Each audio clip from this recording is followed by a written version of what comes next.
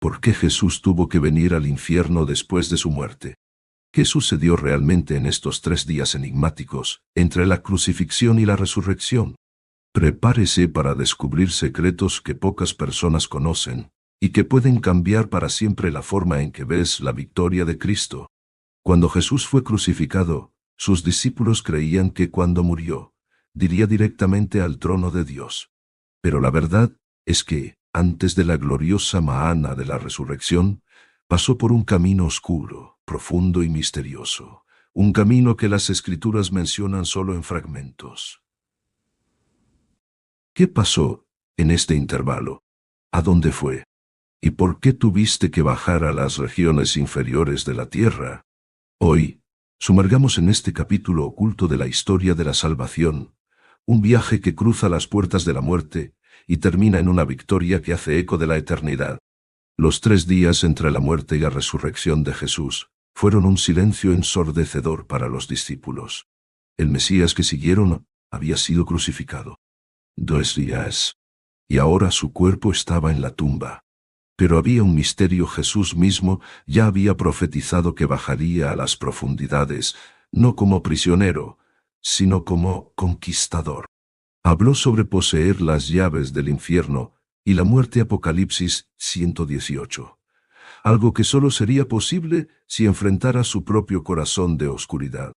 Mientras sus seguidores lloraban en la tierra, Cristo entró en territorio invisible, una regla espiritual donde las viejas fuerzas tenían cautivo desde los primeros tiempos. Su ausencia no fue la derrota, sino el presagio de una operación divina sin precedentes. En el mundo antiguo, la palabra infierno, traducida como términos como Sheol y Hades, no se limitó a la idea de un lugar de llamas eternas. Era el reino de los muertos, un territorio dividido entre la morada de los justos y el abismo de la oscuridad. Y ahí es donde bajó Jesús. No sufrir, sino confrontar principados y poderes, liberando a los encarcelados a la sombra de la muerte. Este no era un descenso casual. Era un ataque planeado desde antes de la fundación del mundo. Cristo ingresó a las regiones inferiores de la creación, cruzó las puertas espirituales y, con una autoridad incuestionable, desafió los poderes que durante siglos intimidó a la humanidad. Cada paso en Hades resonaba como el anuncio de que la era cautiva estaba a punto de terminar. Lo que sucedió después fue una confrontación que cambió la historia del cosmos.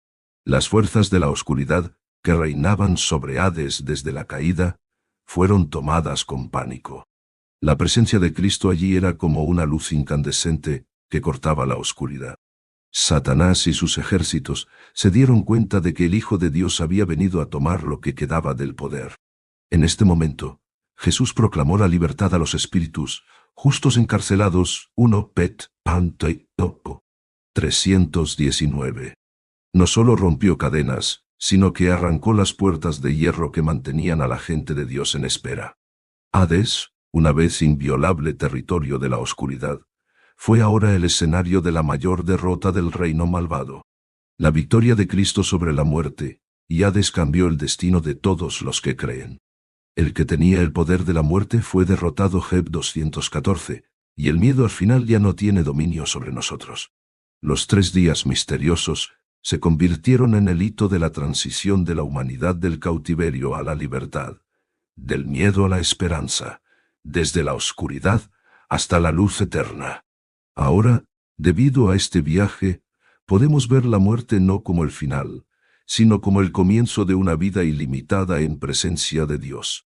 El Apocalipsis describe el momento en que la muerte y los Hades serán arrojados al lago de fuego. Apocalipsis 2014. La victoria de Cristo en estos 3 días fue el presagio de este juicio final. El que se levantó no solo salvó a los individuos, sino que reescribió el destino de toda la creación. El imperio de la oscuridad sufrió un golpe irreversible. La muerte ya no es una dama de la humanidad. Y lo más extraordinario, esta misma autoridad, Jesús comparte con su pueblo. Por lo tanto, su descenso al infierno no fue un detalle aparte de la historia de la cruz, fue el golpe final, el que aseguró nuestra redención eterna. Suscríbase al canal y siga historias más impactantes como esta, que revelan verdades profundas de la palabra de Dios. Al contemplar el viaje de Cristo a través del abismo del infierno, somos recordados del profundo amor de Dios por nosotros, manifestados en la victoria total sobre las fuerzas de la oscuridad. Que esta historia nos inspire a vivir con coraje ante lo desconocido.